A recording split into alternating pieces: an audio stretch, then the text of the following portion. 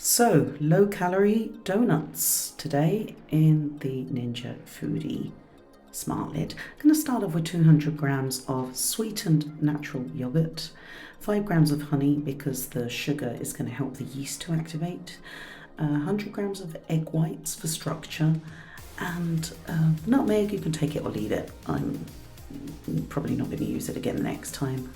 I didn't find it made that much of a difference.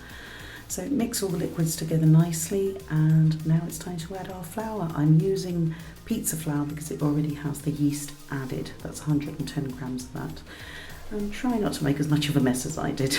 You're gonna want to mix it thoroughly and then leave it to prove for, well, depends on your climate really, depends on the heat that you have available.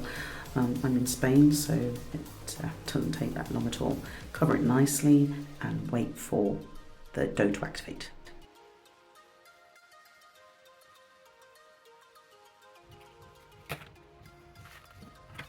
I got this donut rings tray from Shein at a very discounted price.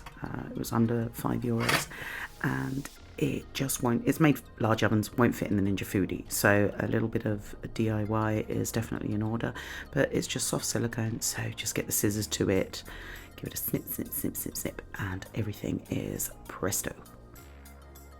So the dough has approximately doubled in size, and I can knock the gas out of it and prep my donut tray with a spritz of oil and pour in my dough. This is going to make 2 batches.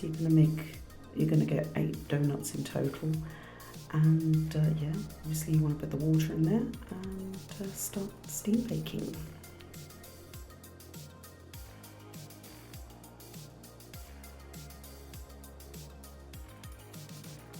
After baking, we're going to want to flip our donuts so they're toasty on all sides, and so I can just flip them right back out onto the tray and put it onto air fry. I'm trying different things in this video, but ultimately it's air fry 200 Celsius for 5 minutes, and that is what I found works best. You can have some toppings now ready after that. I'm using some erythritol, which is a sugar substitute, and cinnamon, which is absolutely delicious, and it doesn't really add any appreciative calories to our recipe. So it's yummy and it works for me just very, very nicely. I've also put on a bar of chocolate to melt in a glass of warm water. So I'm going to cover the other half of my donuts with that. Just snip a little hole in the corner of my melted chocolate baggie and set that all together.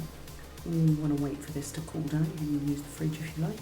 And yeah, it's got this nice bready tear apart quality, and we can't get enough of them. Hope you give it a go.